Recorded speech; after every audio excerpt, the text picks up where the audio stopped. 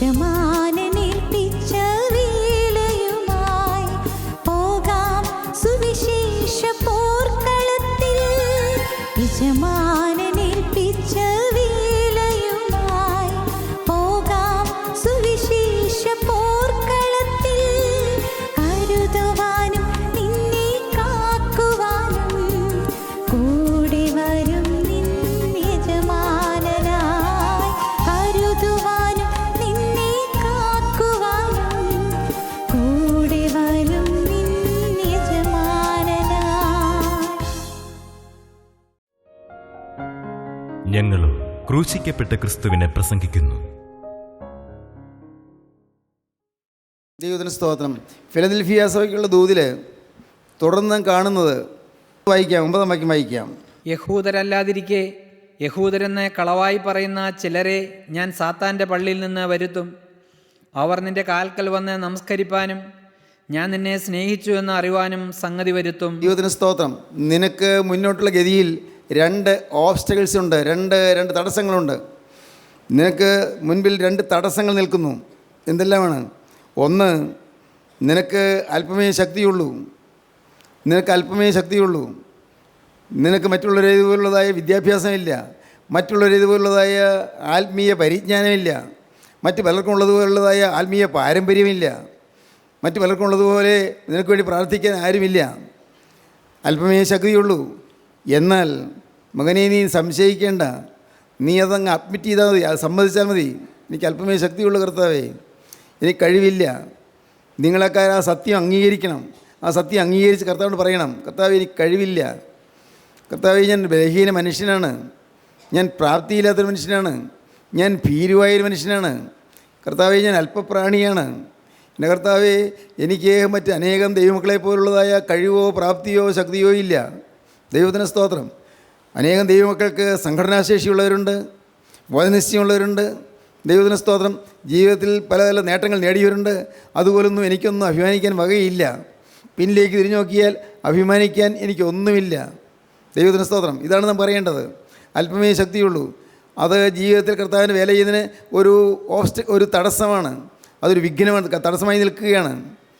മാത്രമല്ല, യഹൂദരല്ലാതിരിക്കെ, യഹൂദെന്ന് പറയുന്ന ചിലരെ സാത്താൻ്റെ പള്ളിയിൽ നിന്ന് വരുത്തും. എതിരാളികളുണ്ടാകും. ദൈവവേല ചെയ്യാൻ തുടങ്ങിയോ അനേകർ നിങ്ങളെ എതിർക്കും. കർത്താവിൻ്റെ വിശുദ്ധിയിലേക്ക് വരാൻ തുടങ്ങിയോ അനേകർ നിങ്ങളെ എതിർക്കുകയും നിങ്ങളെ വിഷമിപ്പിക്കുകയും ചെയ്യും. നിങ്ങൾ കർത്താവിന് വേണ്ടി ജീവിതം വേർതിരിച്ചാൽ നിങ്ങളെപ്പലും അധിക്ഷേപിക്കും. ഇല്ലാത്ത കാര്യങ്ങൾ നിങ്ങളെക്കുറിച്ച് പറഞ്ഞു പരത്തും. കിംവദന്തികൾ പരക്കും. നിങ്ങളെ അവമാനിക്കാനുള്ളതായ അവസരങ്ങൾ അവർ നോക്കും. അതിനുള്ള അവസരങ്ങൾ ഏതെങ്കിലും ഇല്ലെങ്കിൽ പോലും ഉണ്ടാക്കിയെടുത്ത് അവർ നിങ്ങളെ അവമാനിക്കും. പ്രതിസന്ധികളുണ്ടാകും. ദൈവത്തിന് സ്തോത്രം. ഓബ്സ്റ്റക്കിൾസ് ഉണ്ട്. കർത്താവിൻ്റെ വിശുദ്ധ ജനമായി നിൽക്കാൻ തുടങ്ങിയാൽ തടസ്സങ്ങൾ തീർച്ചയായിട്ടുണ്ടാകും. മറക്കണ്ട. ദൈവത്തിന് സ്തോത്രം. ദൈവത്തിന് വലിയ നാമം മഹത്വപ്പെടട്ടെ. പക്ഷേ ഒരു കാര്യമുണ്ട്, ഈ തടസ്സങ്ങളെ അതിജീവിച്ച് മുന്നോട്ട് പോകുമ്പോഴാണ് നാം കരുത്തരായിത്തീരുന്നത്. തടസ്സങ്ങളുണ്ടെന്ന് പറഞ്ഞാൽ നാം മാറിയിരുന്നാൽ നാം ഒരിക്കലും ശക്തരാകില്ല. അയ്യോ തടസ്സങ്ങളുണ്ടല്ലോ, ഇനി എന്ത് വേണ്ടു എന്ന് വിചാരിച്ച് ഞാൻ മാറിയിരുന്നാൽ എനിക്ക് ശക്തി ഉണ്ടാവുകയില്ല. തടസ്സങ്ങളെ നേരിടുമ്പോഴാണ് ശക്തിയും കരുത്തും കിട്ടുന്നത്. ദൈവത്തിന് സ്തോത്രം. ന്യായാധിപന്മാരുടെ പുസ്തകം 3-ാം അധ്യായം എടുക്കാം. കനാനിലെ യുദ്ധങ്ങളൊന്നും അറിഞ്ഞിട്ടില്ലാത്ത ഇസ്രായേലിനെയൊക്കെയും പരീക്ഷിക്കേണ്ടതിനും യുദ്ധം അറിഞ്ഞിട്ടില്ലാത്ത ഇസ്രായേൽ മക്കളുടെ തലമുറകളെ യുദ്ധം അഭ്യസിപ്പിക്കേണ്ടതിനുമായി യഹോവ വെച്ചിരുന്ന ജാതികളാവിത്. യുദ്ധം അറിഞ്ഞിട്ടില്ലാത്തവരെ യുദ്ധം അഭ്യസിപ്പിക്കാൻ ശത്രുക്കളെ വെച്ചിരിക്കുന്നു. നോക്കൂ, കനാനിലെ യുദ്ധങ്ങളൊന്നും അറിഞ്ഞിട്ടില്ലാത്ത ഇസ്രായേൽ മക്കളെ യുദ്ധം അഭ്യസിപ്പിക്കേണ്ടതിന് നമുക്ക് അഭ്യാസം തരികയാണ്. വീട്ടിൽ കലക്കം ഉണ്ടാകുന്നെങ്കിൽ അഭ്യാസം തരികയാണ്. മരുമക്കൾ എതിരാളിയാകുന്നെങ്കിൽ അഭ്യാസം തരികയാണ്. അമ്മായിയമ്മ ശത്രുതയോട് പെരുമാറുകയാണെങ്കിൽ അഭ്യാസം തരികയാണ്. ആത്മീയ അഭ്യാസം. നിങ്ങൾക്ക് മനസ്സിലാകുമെന്ന് എനിക്ക് അറിഞ്ഞുകൂടാ. ദയവായിട്ട് നിങ്ങൾ ശ്രദ്ധിച്ച് കേൾക്കൂ. കനാനിലെ യുദ്ധങ്ങളൊന്നും അറിഞ്ഞിട്ടില്ലാത്ത ഇസ്രായേലിനെയൊക്കെയും പരീക്ഷിക്കേണ്ടതിനും യുദ്ധം അറിഞ്ഞിട്ടില്ലാത്ത ഇസ്രായേൽ മക്കളുടെ തലമുറകളെ യുദ്ധം അഭ്യസിപ്പിക്കേണ്ടതിനുമായി യഹോവ വെച്ചിരുന്ന ജാതികളാവിത്. ജാതികൾ ഹിവ്യർ, പെരിസ്യർ, യബൂസിയർ, കനാന്യർ, മിദ്യാന്യർ, ഫെലിസ്ത്യർ, അമ്മോന്യർ, മോവാബ്യർ. ഇങ്ങനെ ശത്രുക്കളെയെല്ലാം ദൈവം ഒന്നിച്ച് കൊന്നൊടുക്കിയില്ല. അവരെ ദൈവം മാറ്റിയില്ല. ശത്രുക്കളെല്ലാം അവിടെ ഉണ്ട്. എന്തിനായി ശത്രുക്കൾ? അത് ഈ ദൈവമക്കൾ യുദ്ധം ചെയ്ത് യുദ്ധാഭ്യാസം നേടണം. പ്രിയപ്പെട്ടവരെ, അനേകരും യുദ്ധക്കളത്തിലാണെന്ന് അറിയുന്നില്ല. നാം ഓരോരുത്തർ യുദ്ധക്കളത്തിലാണ്.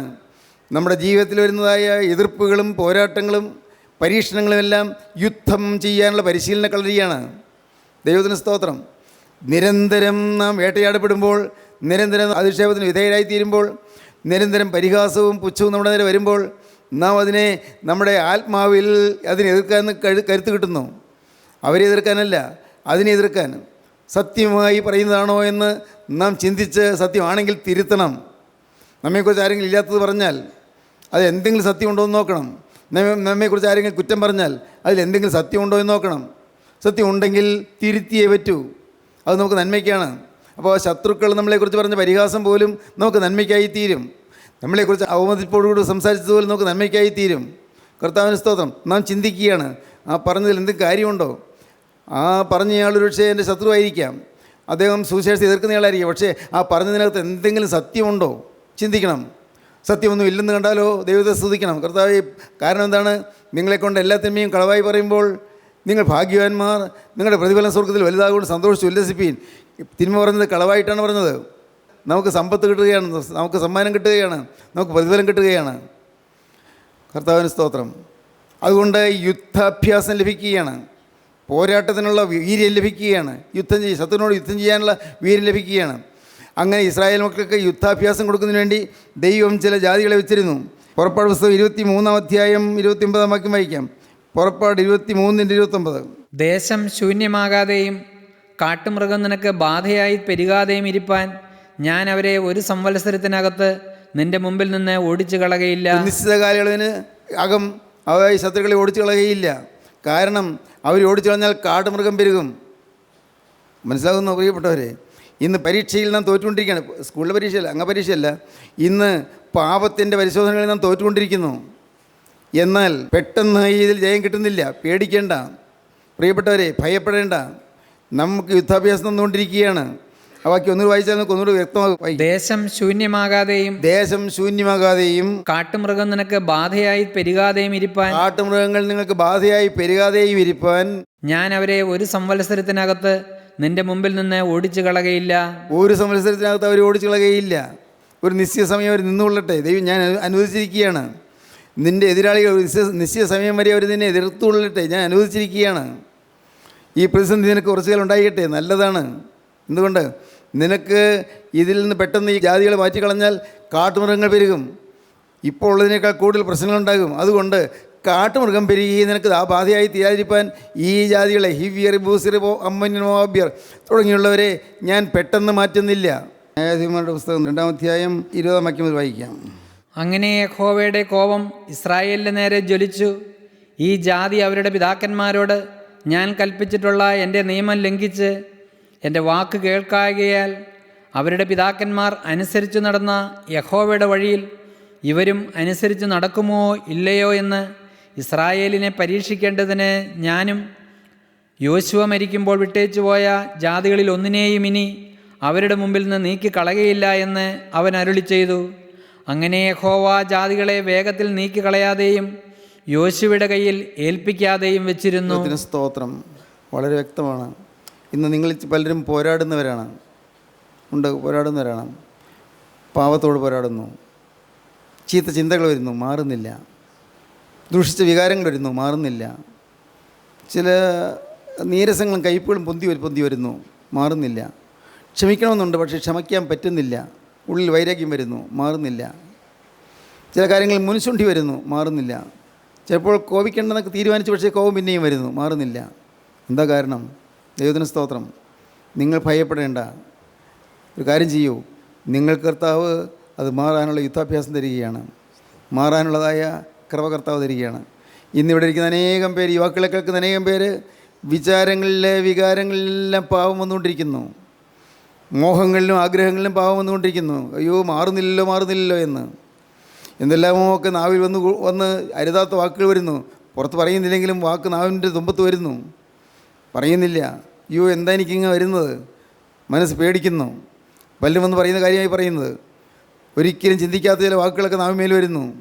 വേണ്ടാത്ത വാക്കുകളൊക്കെ വരുന്നു. ചിലപ്പോൾ അരുതാത്തെല്ലാം ചെയ്യാൻ തോന്നിപ്പോകുന്നു. മാറുന്നില്ല. പ്രിയപ്പെട്ടവരെ, നിങ്ങളധികം ക്ലേശിക്കേണ്ട. നിങ്ങൾ യുദ്ധാഭ്യാസം പ്രാപിപ്പീൻ. നിങ്ങൾ പോരാടി ജയിക്കുക. നിങ്ങളുടെ അവയവങ്ങളിൽ പോരാടുന്ന ജഡിക ശക്തികളോട് നിങ്ങൾ പോരാടുക. അവയവങ്ങൾ വസിക്കുന്നതായി തിന്മയുടെ വാസനകളോട് നിങ്ങൾ പോരാടുക. അശുദ്ധിയോട് നിങ്ങൾ പോരാടുക. ദൈവത്തിന് സ്തോത്രം. എൻ്റെ സഹോദരങ്ങളെ, പോരാട്ടത്തിനൊരു ഗുണമുണ്ട്. നിങ്ങളുടെ ജീവിതത്തിൽ പാപത്തിൻ്റെ മേൽ പോരാടി ജയിച്ചു കഴിയുമ്പോൾ വലിയൊരു സമാധാനമാണ്, വലിയൊരു സംതൃപ്തിയാണ്. ദൈവത്തിന് സ്തോത്രം. അതുകൊണ്ട് എന്നും ജയിച്ചു എന്ന് വിചാരിക്കരുത്. ഇനിയും വരാം പാപത്തിൻ്റെ പരിശോധന, ഇനിയും വരാം പാപത്തിൻ്റെ പരീക്ഷണങ്ങൾ, ടെസ്റ്റ് കേസസ് വരാം. അങ്ങനെ വരുമ്പോൾ നിങ്ങൾ തളരാതെ കർത്താവിൻ്റെ സന്നിധിയിൽ മുട്ടിപ്പായി കിടന്ന് പ്രാർത്ഥിക്കുക. അതാണ് പോരാടുക. ദൈവത്തിന് സ്തോത്രം. ഇന്നും നമുക്ക് പോരാട്ടത്തിനുള്ള വിഷയങ്ങളുണ്ട്. നമ്മളെ എതിർക്കുന്ന സഭയോ അല്ലെങ്കിൽ സമുദായങ്ങളോ അല്ല, പള്ളിയോ ഇടവകയോ അല്ല. ഏതാണ് പോരാട്ടത്തിൻ്റെ വിഷയങ്ങൾ? നമ്മുടെ തന്നെ ജഡത്തിലുള്ളതായ പാപ സ്വഭാവങ്ങളാണ്.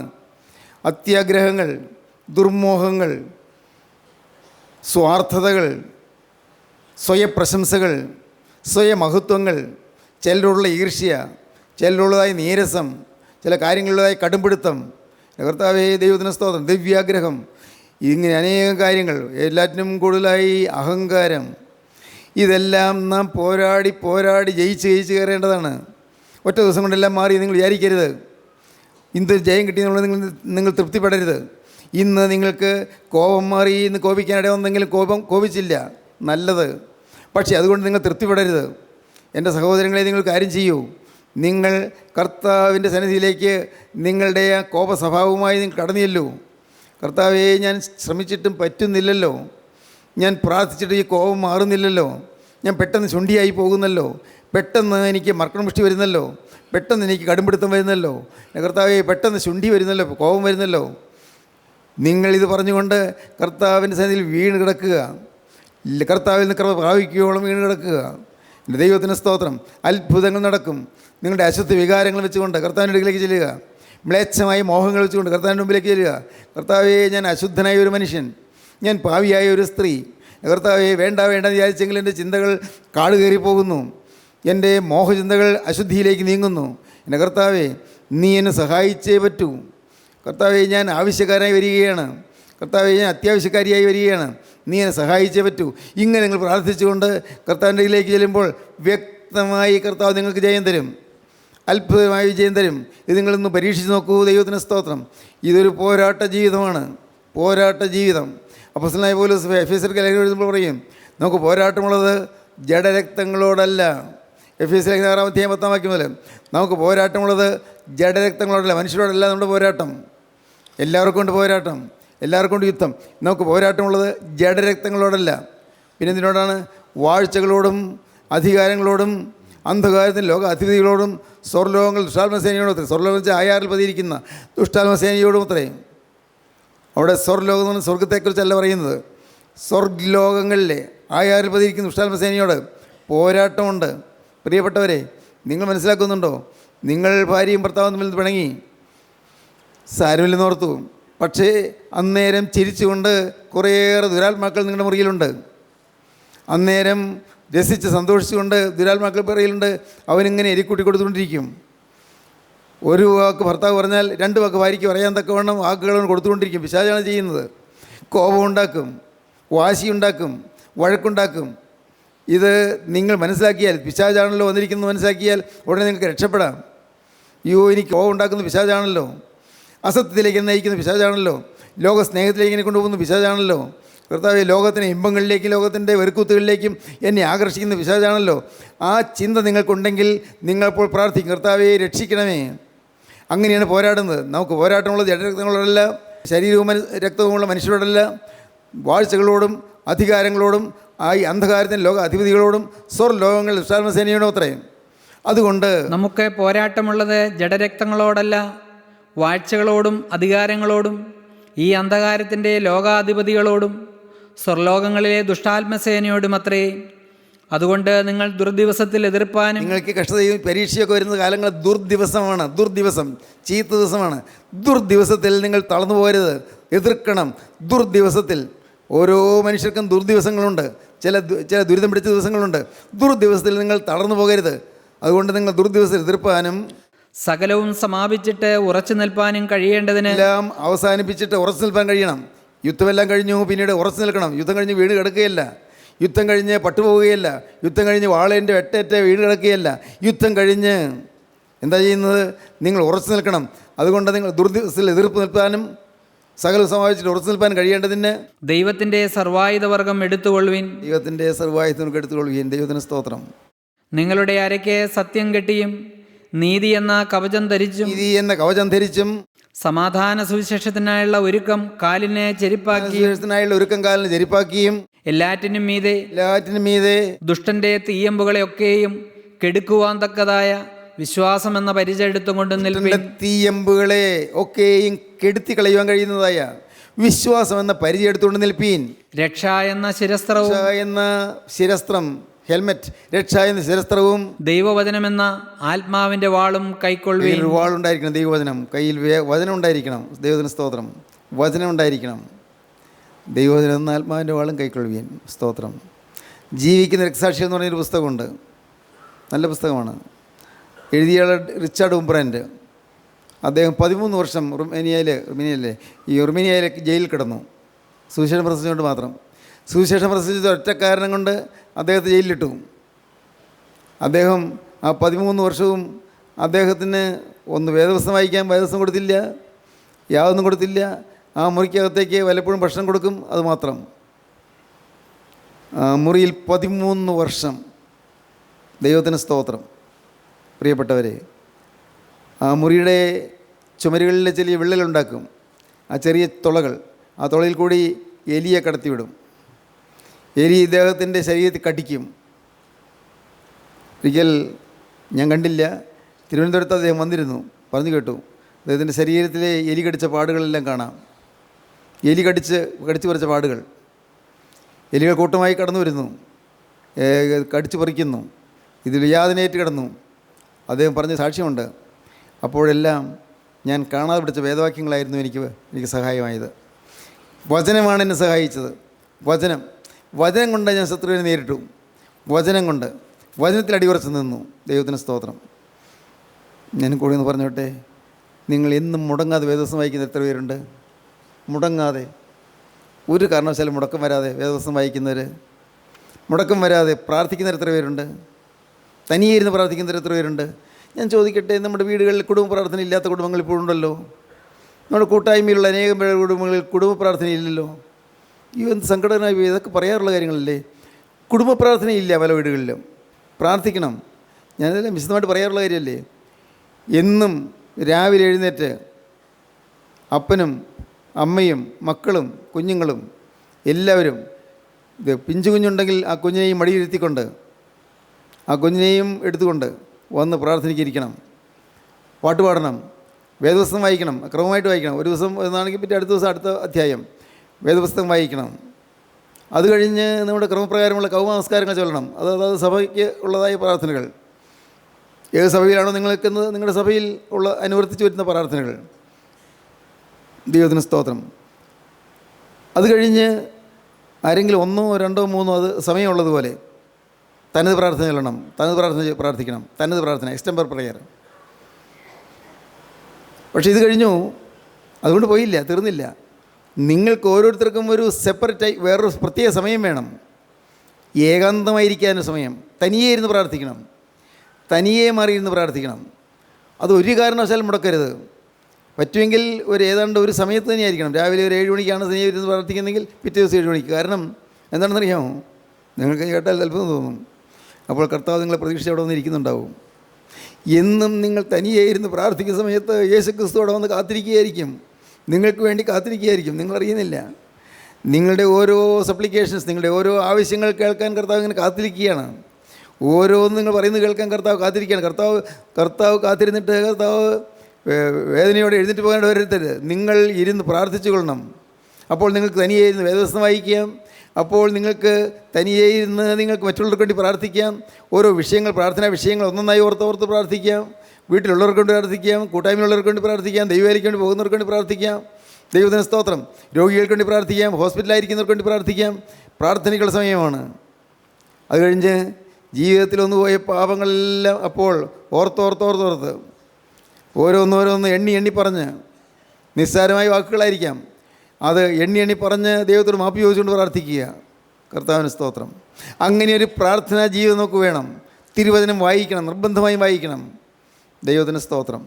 തിരുവചനം വായിച്ച് നിങ്ങൾ ശക്തിപ്പെടണം. ആത്മാവിൻ്റെ വാള് നിങ്ങളുടെ ഇടയ്ക്ക് സത്യം കെട്ടിയും നീതിയെന്ന് കവചം ധരിച്ചും സമാധാന സുശേഷത്തിനായുള്ള ഒരുക്കം കാലിന് ചെരുപ്പാക്കിയും എല്ലാറ്റിനും മീതെ ദുഷ്ടൻ്റെ തീമികളൊക്കെയും തീ അമ്പുകളെ ഒക്കെയും കെടുക്കുവാൻ തക്കതായ വിശ്വാസം എന്ന പരിചയം എടുത്തുകൊണ്ട് നിൽപ്പീൻ. രക്ഷ എന്ന ശാസ്ത്രവും ദൈവവചനം എന്ന ആത്മാവിൻ്റെ വാളും കൈക്കൊള്ളുവീൻ.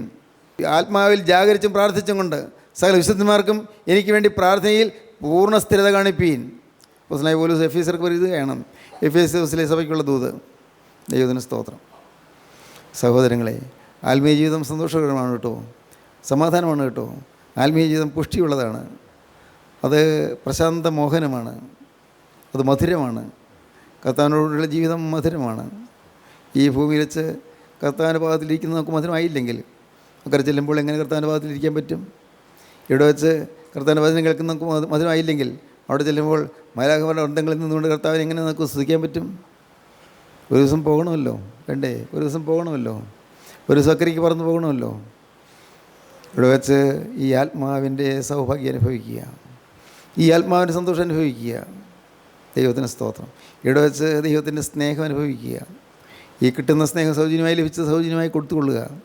കിട്ടുന്ന അനേകർക്ക് വിതരണം ചെയ്ത് കൊടുക്കുക, അനേകർക്ക് കൊടുക്കുക. സഹോദരങ്ങളെ, ഇപ്പോൾ നിങ്ങളെല്ലാവരും സ്റ്റേജിൽ ഒന്ന് പ്രസംഗിക്കണമെന്നല്ല പറഞ്ഞത്, നിങ്ങളുടെ ജീവിതം സാക്ഷ്യമായിരിക്കും. കർത്താവിന് സ്തോത്രം.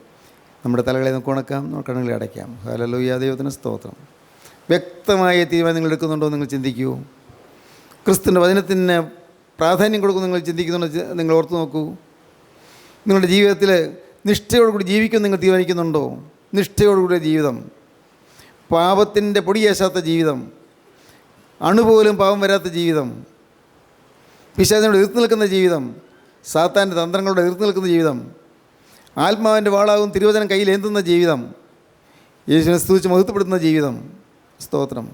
ക്രിസ്തു എനിക്ക് എന്ത് ചെയ്തു എന്ന് തിരിച്ചറിയുന്ന ജീവിതം. ആ ജീവിതത്തിന് വേണ്ടി വാഞ്ചിപ്പീൻ, അതിനുവേണ്ടി ഒരുങ്ങുവീൻ, പരിശോധിപ്പീൻ, നിങ്ങൾ തന്നെ ശോധന ചെയ്യുവീൻ, കർത്താവിൻ്റെ കരങ്ങളിലേക്ക് നിങ്ങൾ ഏൽപ്പിക്കുവീൻ. നമുക്ക് പ്രാർത്ഥിക്കാം. കാരുണ്യവാനായ ഞങ്ങളുടെ സ്വർഗീയ പിതാവേ, ഈ അനുഗ്രഹീത ദിവസത്തിനായി ഞങ്ങൾ നിന്നെ സ്തുതിക്ക്, ഞങ്ങൾ നിന്നെ സ്തോത്രം ചെയ്യുന്നു. എൻ്റെ കർത്താവേ, നിൻ്റെ ഈ മക്കളെ അവിടെ നിന്ന് തൊടണമേ കർത്താവേ, ഈ മക്കളെ അവിടെ നിന്ന് കാക്ഷിക്കണമേ കർത്താവേ, അനുഗ്രഹിക്കണമേ കർത്താവേ. രോഗബാധയിലുള്ളവർക്ക് ആശ്വാസം നൽകണമേ, സൗഖ്യം നൽകണമേ.